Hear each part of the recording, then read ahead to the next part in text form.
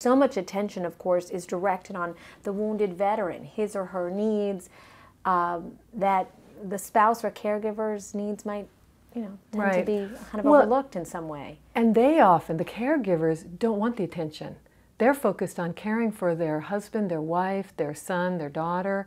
And so they're not sort of broadcasting, I need help. And often in crisis, we sort of push our needs aside and do okay. It's sort of afterwards that the caregivers will start to feel the strain, the chronic strain of being in that role of needing to take care of somebody 24/7. Then you start to see the signs. It's okay to feel stress. It doesn't mean you don't love your husband or your wife, and you need a place to talk about that. You need support as a caregiver.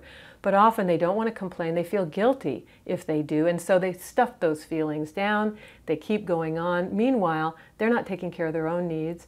You'll start to see men and women who are in this role of caregiver start to develop their own symptoms of stress, either anxiety, depression. Some of them may turn to substance abuse themselves to try to cope with the chronic strain, fatigue, and also the sense of loss. They lost the person that they loved in some sense. That person is no longer who they were before the injury. And if you don't deal with that, that creates a chronic sense of strain emotionally, psychologically. And then when we think about even the people who come back without a physical injury, they may suffer from post-traumatic stress, which we're now seeing at least a third of the folks coming back are having some signs.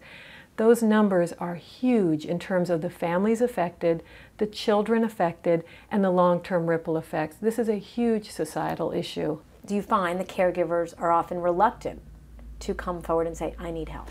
I think we need to do a better job of telling them that it's okay, that we care for them too, that they are part of the families who serve. When we talk to families and family members, we thank them for their family's service to our country because it is the family who serves.